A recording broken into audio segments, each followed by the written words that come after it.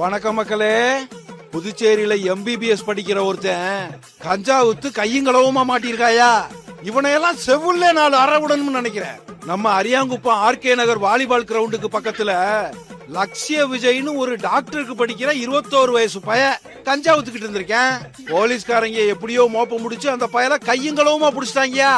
விசாரிச்சு பார்த்தா அந்த பைய டெல்லி பதர்பூர் விஸ்வகர்மா காலனியை சேர்ந்தவனா.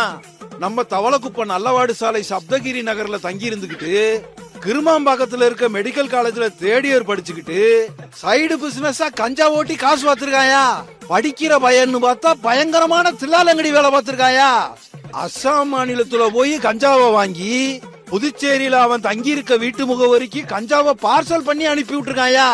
அப்புறம் இவனே போஸ்ட் ஆபீஸுக்கு போய் பார்சலை வாங்கிட்டு வந்து சில்லறையா வித்து இந்த நியூ இயர்ல நல்லா கல்லா கட்டியிருக்காயா.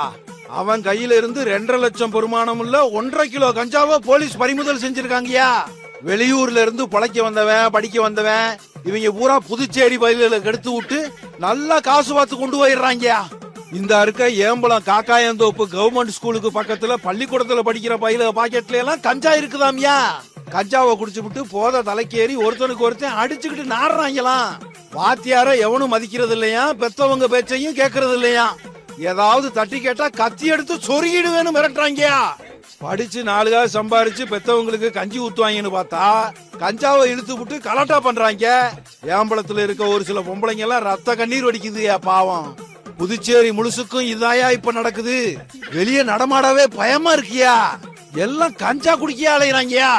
இந்த NRBJP அரசாங்கத்துல இந்த போலீஸ்காரங்க கூட இந்த கஞ்சா குடிக்கையில கண்டுக்கிறதே இல்லையா. நமக்கு எதுக்குடா வம்புன்னு ஓரமா போயிடுறாங்களாம். நம்ம புதுச்சேரி உள்துறை அமைச்சர் நமச்சிவாய ஐயா போலி மருந்துக்கு தான் உடந்தையா இருக்காருன்னா இந்த கஞ்சா வியாபாரிகளுக்கும் ஆதரவா இருப்பார் போலயே. புதுச்சேரியில வேலை வாய்ப்பே இல்லாதனாலதான் இந்த பயல ஊரா கஞ்சாவை குடிச்சு விட்டு அலையறாங்க. This government is not building careers. It is destroying generations, bro.